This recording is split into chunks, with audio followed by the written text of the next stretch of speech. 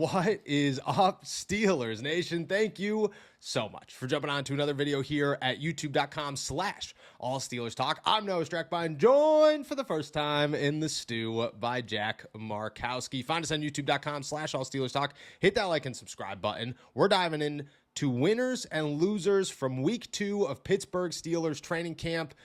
And we got to start with the biggest winner of the week, the clearest winner of the week, Brandon Smith. The 27-year-old wide receiver looks ridiculous. He's making diving catches. He's got a connection with Aaron Rodgers. I don't know if Brandon Smith's going to make this team. I have a hard time thinking he's gonna.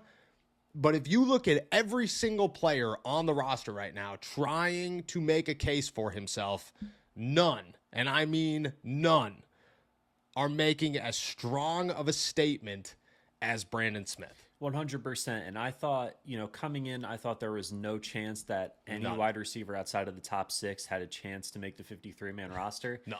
To me, Brandon Smith, when I was there the first day on Thursday, he stood out immediately. Saturday Night Lights practice, he came in on the first team for Michael Pittman Jr. He just catches everything thrown his way. He really is... I don't want to say the complete package. I'm not trying to hype him up too much. But it kind of is. But it kind of looks like that. It kind of feels like that. So I agree. Outside of, out of all of the 53-man, like deep sleepers coming into training camp, he's the one that's, I think, the most impressive so far. Yes. With Caden Wheatgen, we'll get to him later, not really performing, up to par. Ben Skoranek is kind of a zero on offense. Yes. I feel like there should be room for another receiver that can, you're confident having out there, can make a play or two. Brandon Smith is that guy. We'll have to see how it translates to the preseason. But he's been as impressive as you could have ever hoped for. I 100% agree. Number 2 on this list, Mason Rudolph. Look we went into the week, and me and Jacob did a podcast on Wednesday and talked about how Will Howard looks like the best quarterback of the 3.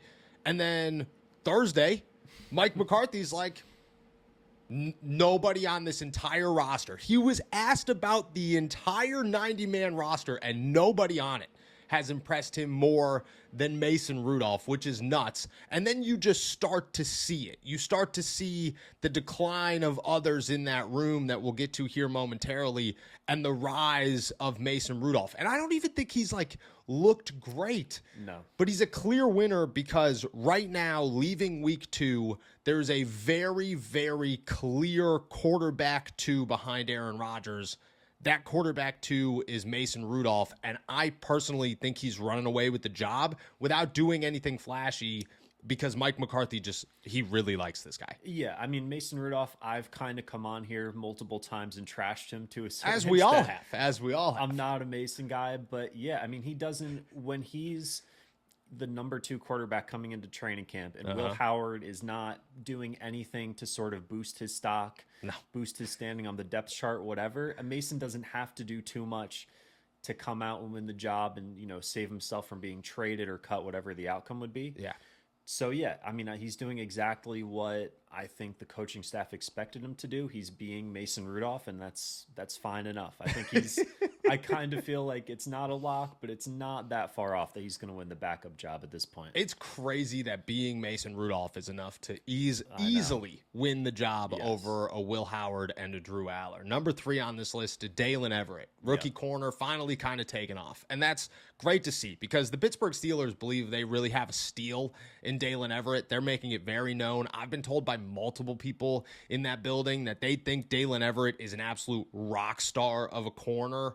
You're starting to see it. You're starting to see him make plays. You're starting to see him win the battles against guys. And what I really like about Dalen Everett is that the Steelers threw him into the fire and said, DK Metcalf, Michael Pittman Jr., those are the guys you have to beat. Then it became you have to beat the second string guys. And he wasn't winning all the time against the first team. In fact, he was probably losing more than he won. He's winning all the time against these backups. And that just shows that he's not a starter yet, but he is very capable and he's got the potential and he's already a leg up on some of these guys who've been in the league for a couple of years. Dalen Everett had his best week easy. Yeah, he has all the tools you could ever want out of a corner. He's long, he's good in press coverage.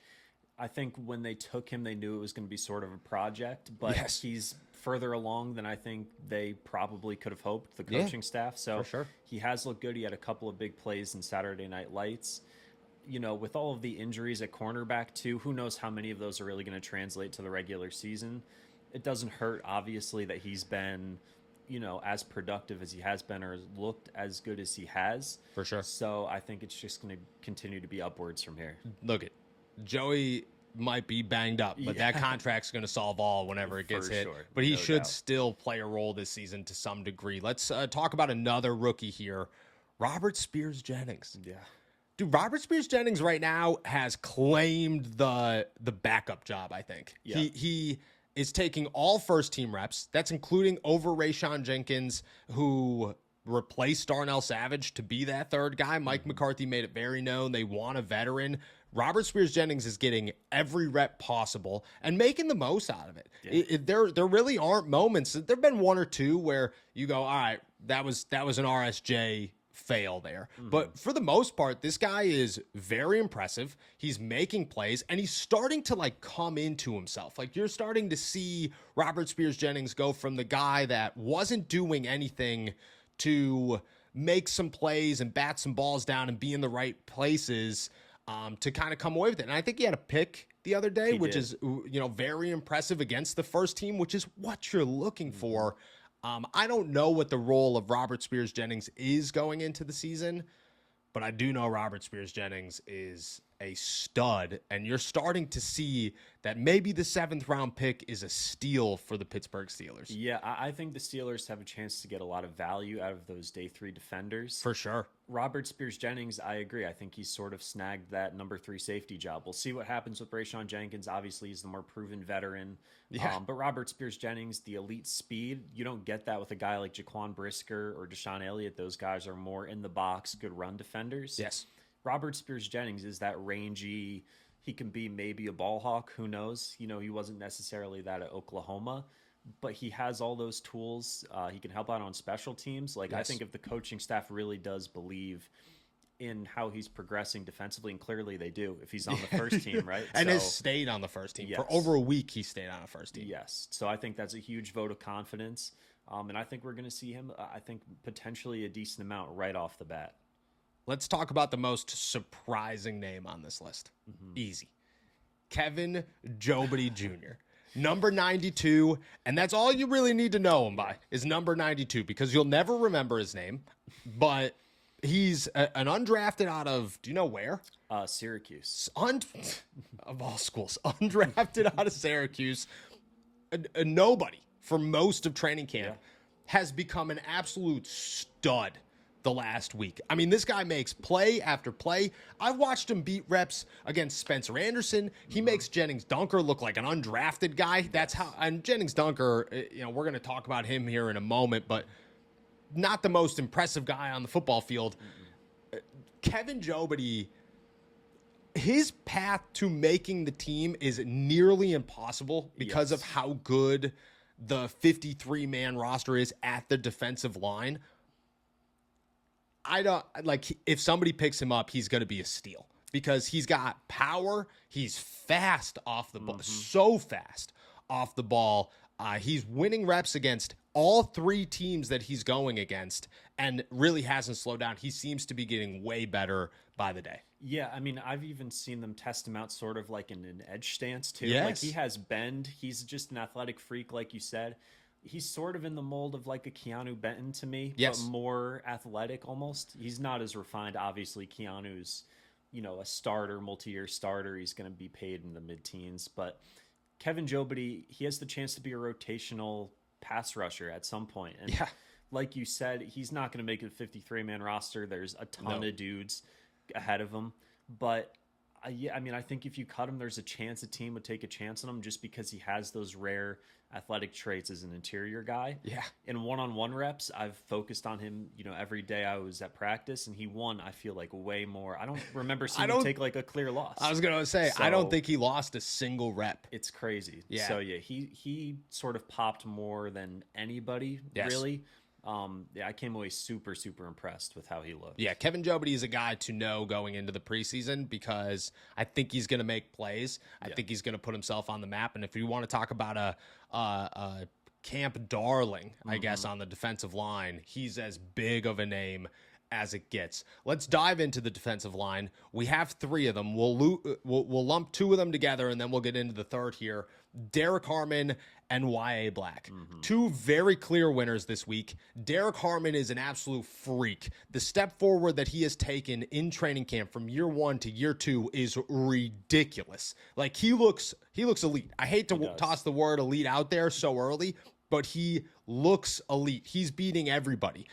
Mason McCormick, Zach Frazier, Spencer Anderson, Brock Hoffman. Doesn't matter who's in front of him. He's getting by him. What I love about Derek Harmon is he's a run stuffer, but he's winning pass reps. Yeah. And he's winning pass reps with ease. Like, I'm talking getting into the backfield in under a second through some of these guys. He looks crazy fast off the ball. He's still a massive, scary human being. And he looks like he's putting it together, man. Y.A. Black on the other side of that. I don't know what happened to Y.A. Black. I don't know how it happened. Like, last year, I didn't think Y.A. Black looked that impressive, but I still had faith in the guy. I just didn't think that his rookie year was as big and bad as his stomach said it was going to be. Dude, this year he looks crazy. Yeah. He's stronger than any single man on the football field. He is dangerous against the run. He is the nose tackle the Pittsburgh Steelers have been waiting for. And this week he put it on display in a way that I think solidified he is a guy, especially because Keanu missed a couple of days for whatever reason. Yep. And Y.A. just took over, and you saw him just thrive.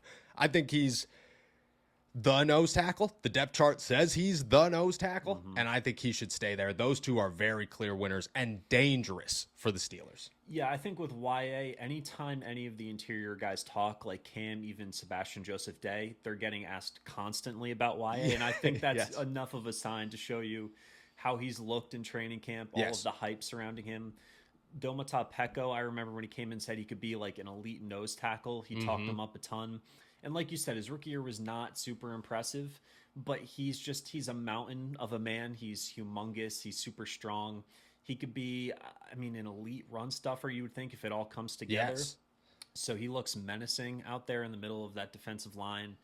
He has a chance to be a real player for them. And then, Derek Harmon, who I think has sort of been tagged as like the potential Cam Hayward replacement at some point, like the future for sure leader of that position group. And he looks the part totally. Just good against the pass. We saw how good he was against the run last year too. So he has a chance to become a star, former first-round pick. He was productive in both facets of the game last year. Yes. And it looks like in year 2, he could be destined for a breakout. So. He could. Let's talk Gabe Rubio, who's next on this list. I want to give a shout out to Prize Picks, America's #1 sports picks app and the best place to win cash while watching sports. It's easy. Just pick your players, set your lineups, and watch. You'll pick more or less on individual players, or you can pick winner spreads or totals on any major game. Plus, Prize Picks operates in most states, including California, Texas, and Florida. This week, everybody's talking about Spider-Man, brand new day. What's their Rotten Tomato score going to be?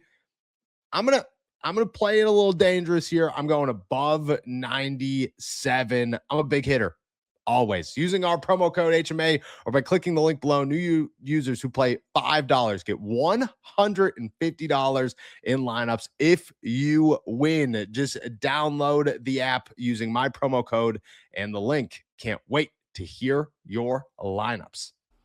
I don't think the Steelers knew who Gabe Rubio was when they drafted him. I didn't know who Gabe Rubio was when they drafted him. I'm a big fan of Gabe Rubio. That guy is powerful. He doesn't win all the reps, but for a guy that we just wrote off immediately as there's no chance he's ever going to make this team, my 53-man roster is going to come out tomorrow morning. He's on the 53-man roster. He's earning his way on there. He wins reps against guys that you don't expect him to. Spencer Anderson, Brock Hoffman, Mason McCormick. Zach Frazier's a tough one, but for a 6th-round rookie, I think he looks really good. He's massive. He's got a lot of power. He's a clear, run guy, but that clear running ability or run stuff ability is evident. I think Gabe Rubio's won more than he's lost this week, and because of it, I think he's a huge winner. Yeah, 100%. when he was picked, nobody knew who he was. Like No, that no. was if the Steelers hit on that pick. I mean, all the credit in the world to their scouting department. He just has so much raw strength. He's a rotational run defender. He's not twitched up. Like he's not a good athlete. You're not going to expect him to do much in terms of rushing the passer. But, if he's the 6th or 7th guy in that group, whatever it ends up being, you can put him in on obvious rundowns, and I feel like you can be confident almost from the start that he can be productive in that role. And I've seen him win a couple of pass reps too. Yeah, like he can bull rush, so he's got the tools. We'll just have to see how he comes along. Jamel Dean, Peyton Wilson finish this list of winners. Jamel Dean Jamel Dean did not look good first week. Yeah. It just it wasn't that he looked bad. It was just like, is Jamel Dean even trying? Like, what's going on here? He's turned it on. He finished the week with a pick 6 against Aaron Rodgers to start practice. Ironically, I was standing next to Chris Halleck and he was looking at his 2002 notes. Mm-hmm. Friday Night Lights started with a pick 6 from Mitch Trubisky to DJ Watt. This year, it's Aaron Rodgers to Jamel Dean. I think you're starting to see Jamel Dean just kind of become that guy for the Steelers. He looks really, really good, really instinctual, physical, which you love to see. He's won reps against DK and Michael Pittman Jr. He's putting on a show the last 3 days, winning, I think, way more than he's ever losing. Mm-hmm. To me, Jamel Dean's a guy. Peyton Wilson, it makes me nervous. I'm not going to jump the gun on Peyton Wilson. I'm trying to stay very calm about Peyton because I thought that he looked good last year training camp, and it was the same things. He looks explosive. He looks really fast.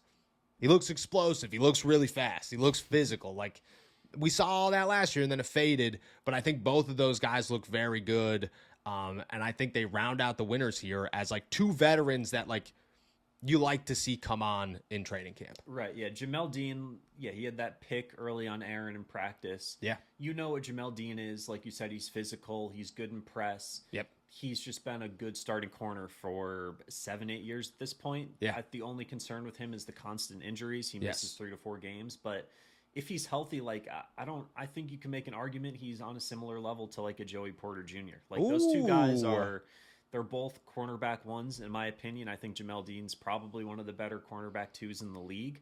It's just, the first week of camp maybe was a matter of learning the defense. Maybe. So, I think Jamel Dean's going to be a huge part of that defense. And Peyton Wilson, I've had my reservations about him too. I just don't know about the run defense. Makes me nervous. We know about the tools and coverage. He's super athletic.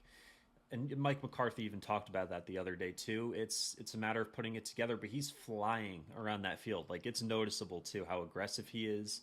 So, in year 3, he's an older guy. He's 26, same age as Patrick Queen, which is nuts to me, but still, he can still come along. He's still new to the NFL.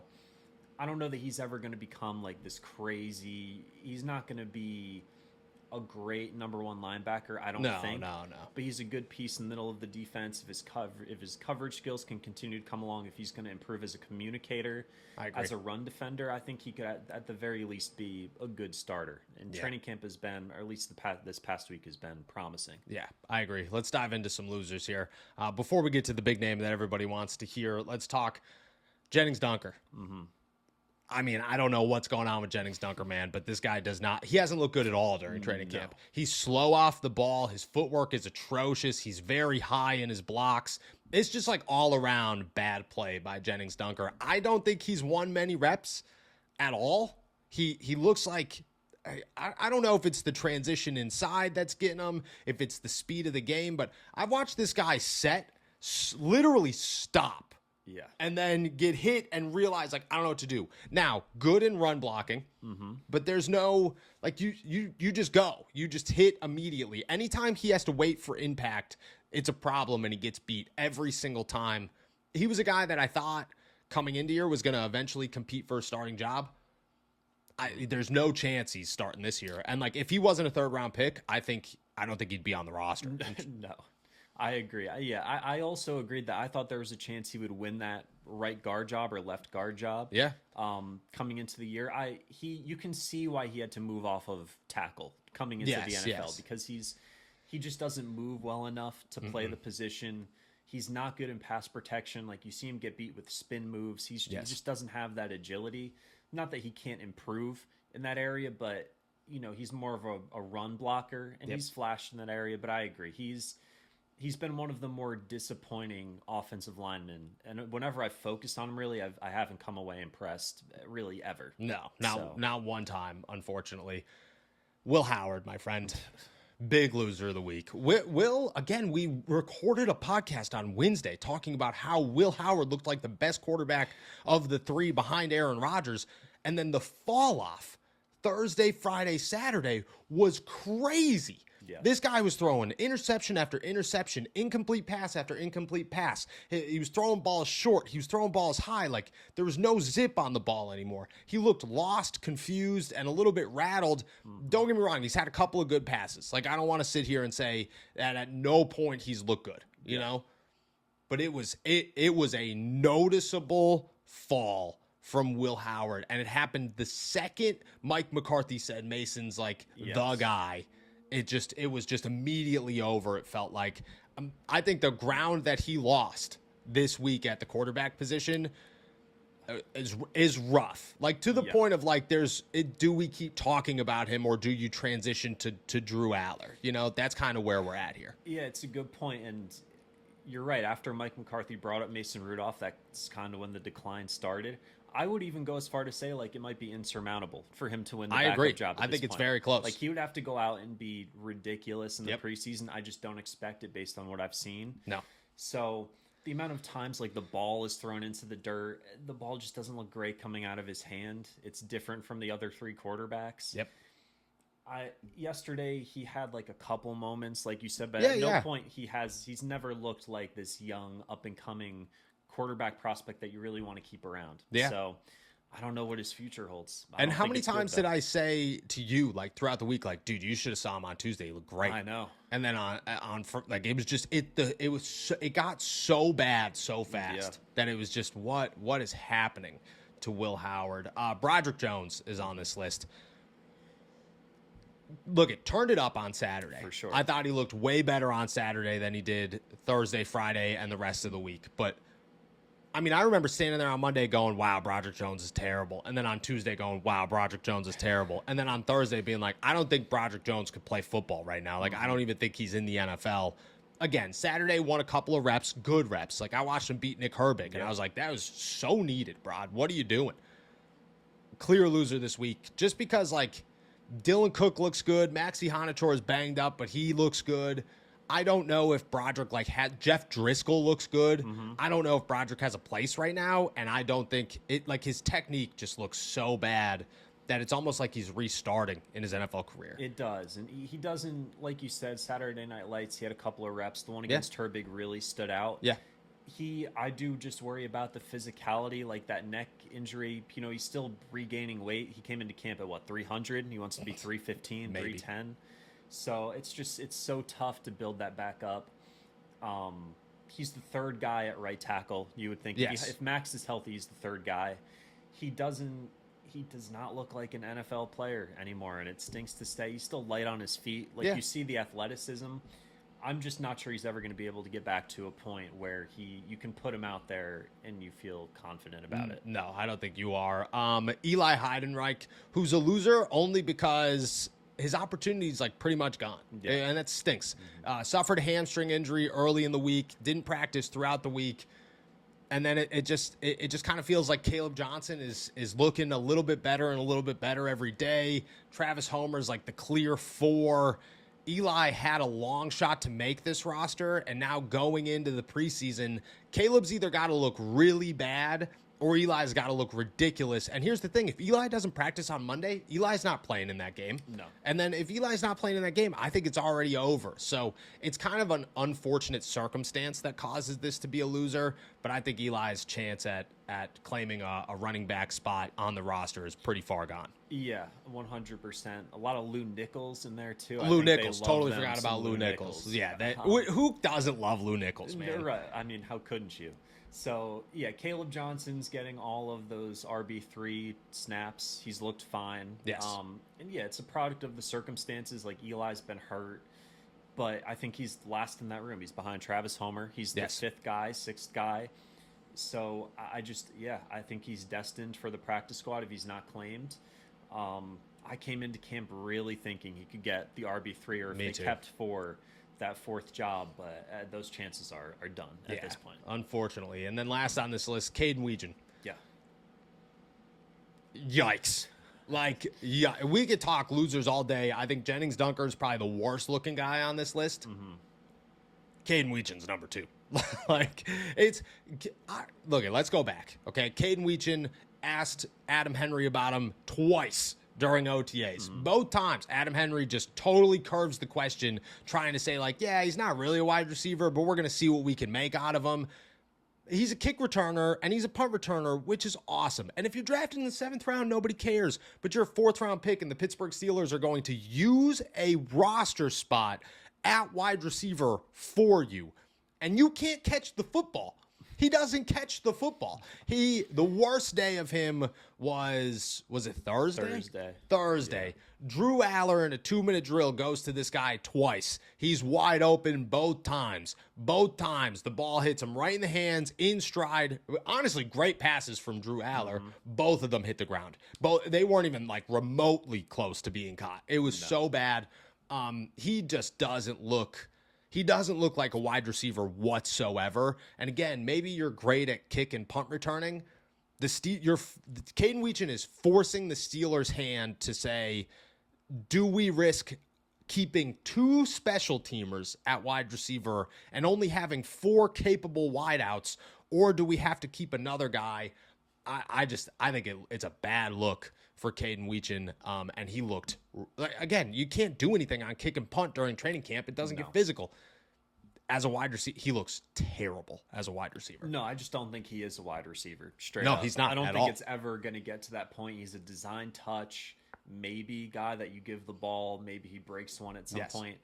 I do think he's going to be a really good kick returner, punt returner. Me too. But if he's not like the elite of the elite, it was still an early 4th-round pick, middle of the 4th-round pick. Like you find not impact guys, but starters, or at least Kyle Lewis was sitting there, right? So it's that pick got a lot of flack when it was first made. I understood it.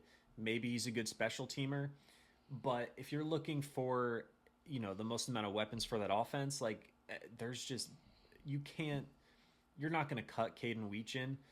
But keeping him on the roster over Brandon Smith just on paper looks awful. It does. Like it's not even, it's night and day how different those two guys look. And that's saying something. Brandon Smith's been on practice squads for 5 years. Yeah. He's 27 years old. Like he shouldn't look that good. Caden Weegan shouldn't look this bad. Yeah. Truthfully. All right, that's our list of winners and losers of week 2 of training camp. Before we get out of here, hit that like and subscribe button. I'll be back tomorrow for another live stream. Appreciate you guys as always. Until then, enjoy another beautiful day in the Berg. Peace.